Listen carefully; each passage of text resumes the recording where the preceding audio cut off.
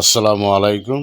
প্রিয় দেশবাসী ও বর্তমান সরকারের উপদেষ্টাগণ, আইন শৃঙ্খলা বাহিনী ও জামাতের নেতাকর্মীরা, তোমাদেরকে বলছি, একজন প্রশ্ন রেখে দিয়েছে এই গুমটা দেওয়ার না মৌলবীর কাছে, মৌলানা।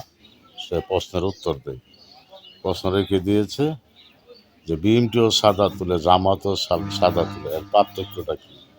সে বলছে তার উত্তরে যে বিএমটিও সাদা তুলে, জামাতও সাদা তুলে, তাতে কি হয়েছে? আল্লাহ তো চাঁদা তুলে।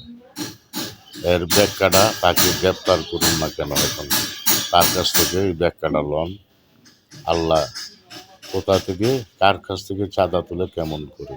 তাকে গ্রেপ্তার করুন না কেন? একজন বাউল শিল্পী এক কথা বললে তাকে গ্রেপ্তার করেছেন এই জামাতের কথায়। এই জামাতের মৌলবী যে এই কথা বলল যে বিএমটিও চাঁদা তুলে, জামাতও চাঁদা তুলে, তাতে কি হয়েছে? আল্লাহ নিজেও তো চাঁদা তুলে। তার ব্যাখ্যা চান না কেন?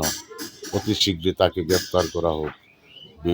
জামাতের যে সকল মৌলবীরা বলছে আল্লাহ চাঁদা তুলে, আল্লাহ নাকি উঠে পড়ে লেগেছে জামাতকে ক্ষমতায় নেওয়ার জন্য, জামাতকে ভোট দিলে জান্নাতে যেতে পারবেন, জান্নাতের টিকিট পাইবেন, এসব বলছে। তাদেরকে গ্রেপ্তার করুন না কেন? অতি শীঘ্রই গ্রেপ্তার করুন।